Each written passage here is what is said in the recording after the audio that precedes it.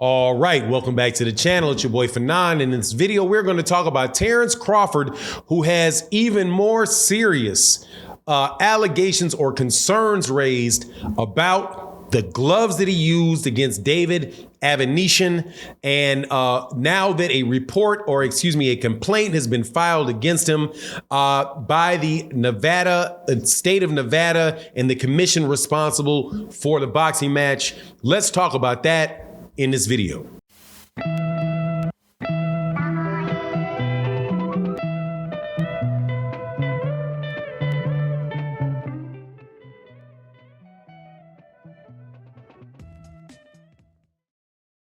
All right, welcome back to the channel. It's your boy Fanon, and in this video, we are going to be in the 147-pound division, continuing to talk about what's going on with the Terence Crawford versus David Advanesyan controversy around Terence Crawford's gloves. It seems to have amped up a good bit because a formal complaint has been lodged, and some of the concerns brought up are kind of wild, and hopefully they're not true. At this point, it's just them looking into it, but at the same time, doesn't look that good if it winds up being the case. Now, before I get into that, though, let me welcome you back to the channel. If you are new to the channel, please accept my invitation to hit that subscribe button, hit the bell icon so you can be notified of when we release more videos. And if you are new to the channel, or excuse me, you're a longtime subscriber to the channel or supporter, like my guy, Mass Arms, man, you almost in every comment section of the videos that we do, in the live streams that we have, Mass Arms, thank you, brother, for your support. And thank you to everybody that supports in the super chats and the cash apps and in the super thanks that you can see in the lower right-hand corner of this screen for videos. It really does make a difference. That's how content creators like myself and other content creators that you may watch are able to provide the content. So thank you guys for the support. But let's get into this. David Advanesyan and Terence Crawford fought each other on December 10th. Was a 6th round knockout for Terence Crawford over David Advanesyan. However, big controversy took place in the ring because in the middle of the 6th round, immediately prior to the knockout, Terence Crawford's gloves both broke up and padding started flying out of his gloves. There are pictures that are out there about his gloves, and the gloves look absolutely worn down, like amazingly bad condition for these boxing gloves. So people were wondering, man, what's going on with those gloves? Were the gloves tampered with? Was it a manufacturer or issue with the gloves? What's the deal? So David Advanesyan is one of those people that reasonably says, hold on, what's going on with these gloves? First, the issue was for him was why was Terence Crawford allowed to continue to fight in that round against David Advanesyan when the commission and the people there knew that the gloves were damaged? Well, the commission said, well, we're going to change gloves at the end of the round. However, sounds a little funny because they have damaged gloves and he could get very easily cut by those gloves in that round when you allow him to continue to hit him with those gloves, right? Now, those are things that were very obvious. But now that David Advanesyan has filed the complaint, he brings up even a more concerning issue with the gloves, and that is related to the chain of custody for the gloves, and whether the gloves that were approved by the Nebraska Commission, whether or not those were the same gloves that Terence Crawford walked in the rings with.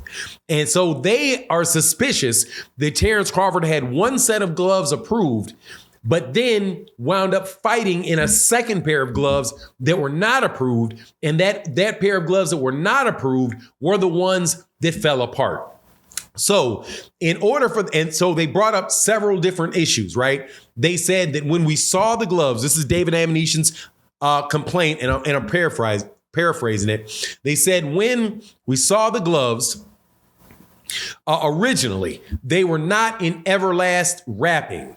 Now, they were supposed to be wrapped and delivered to the commission by Everlast, right? So that you don't have an opportunity to do anything to the gloves after it leaves the manufacturer and before it gets to the commission. according to what the complaint says.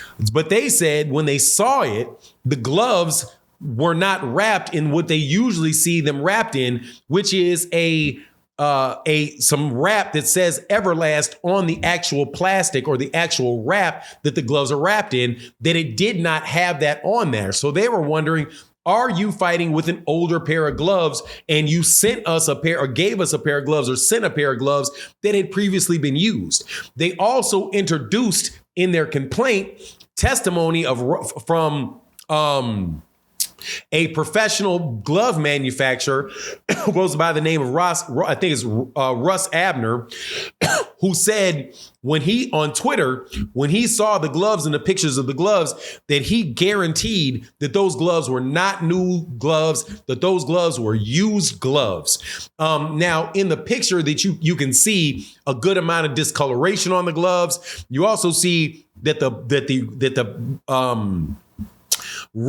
leather on the gloves are pulled way back, not just little cracks, but like an inch off the thumb. You see the stuff coming apart at the seams, big gaps in the seams. So even if, and this is just me looking from the outside, even if there were issues with the leather, would the leather dry up and then snap the seams? It seems like there would be problems with the seams and the actual leather. However, what Russ Abner said was that, and I hope I'm getting the first name right, Abner said, is like, no, I can guarantee and can prove that those are not new gloves. Those are gloves that he should not have been allowed to fight in. So now that complaint is up there in front of the state of Nevada and the commission that sanctioned the fight. And you got to wonder, man, what is going to happen if they wind up finding out that those gloves were not new and did not come directly from Everlast, and or that somebody did something to the gloves after they were sent from the factory. One other thing that was brought up in the complaint by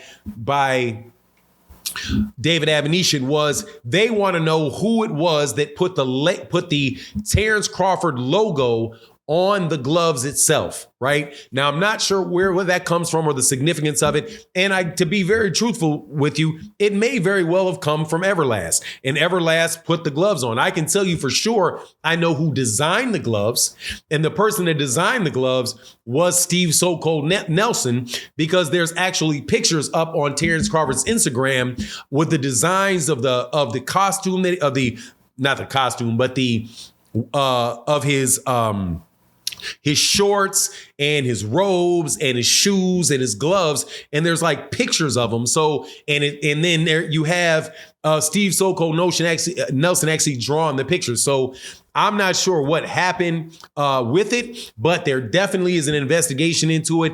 And if it winds up that he purposely went in there with gloves that he knew was not new, that he knew were faulty, man, there could be a suspension coming from it. At the very least, there may be the fight overturned and turned to a no contest. But whatever the case is, it's a very, very unfortunate situation for David Advanesyan, number one, because you shouldn't have to get in there and fight with a guy that has defective gloves. They should have made Terence Crawford change those gloves immediately as soon as he saw that they were ripped, and not allow him to continue to fight in obviously defective gloves. But hopefully there's no other stuff going on there, because, you just don't want to see that in boxing. And, whatever people have to say about the fight itself, it's not a situation where Terence Crawford needed to do something like that. But however, just because you don't need to do it doesn't mean you won't do it, because Tyson Fury didn't need a disconnected thumb to beat Christian Hammer, but he still went into the ring with one. But anyway, that's my take on the matter. You let me know what you think in the comment section. And with that, I'm out. Deuces.